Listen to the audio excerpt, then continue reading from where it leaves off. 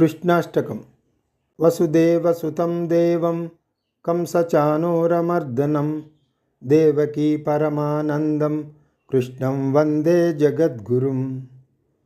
अथ पुष्पसङ्काशं हारनूपुरशोभितं रत्नकङ्कणकेयूरं कृष्णं वन्दे जगद्गुरुम्। कुटिलालकसंयुक्तं पूर्णचन्द्रनिबाननं विलसत्कुण्डलधरं कृष्णं वन्दे जगद्गुरुम्। मन्दारगन्धसंयुक्तं चारुहासं चतुर्भुजं बर्हिपिञ्चावचूडाङ्गं कृष्णं वन्दे जगद्गुरुम्।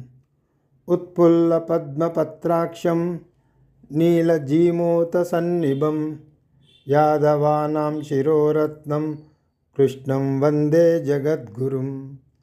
रुक्मिणीकेलिसंयुक्तं पीताम्बरसुशोभितम् अवाप्ततुलसीगन्धं कृष्णं वन्दे जगद्गुरुम्। गोपिकानां कुचद्वन्द्वकुङ्कुमाङ्कितवक्षसं श्रीनिकेतं महेश्वासं कृष्णं वन्दे जगद्गुरुम्। श्रीवत्साङ्कं महोरस्कं वनमालाविराजितं शङ्खचक्रधरं देवं कृष्णं वन्दे जगद्गुरुम्।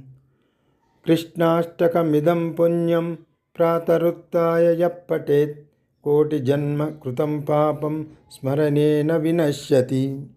इति श्री कृष्णाष्टकं सम्पूर्णम्।